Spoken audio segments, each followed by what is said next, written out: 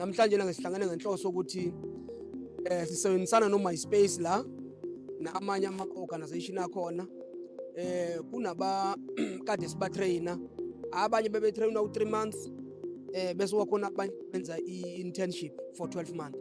Namhlanje nalobona bebezograduate bonke, and laba bagraduate into esijabulisa kakhulu ukubona abanye babo seberana amabhizinisi successful, asekwazi ukuthi abe semarket adayisa.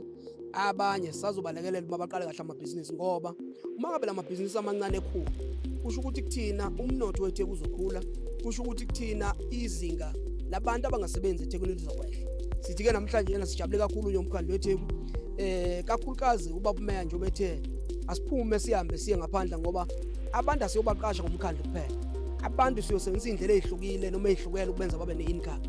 Lena ke enye yabo ukuthi ufike sitrain abantu ukuthi bakwazi ukwenza ifurniture, emva kwaloko bakwazi ukuthi babuyele emarket bayodayisa. Abanye abasagcini kufurniture, bayadlula kufurniture badayisa nezinto zangaphakathi ezinye ezisupport ifurniture, ngaba ezokucleaner, ezinye ezokulekelela nokulukisa kahle ngaphakathi endlini.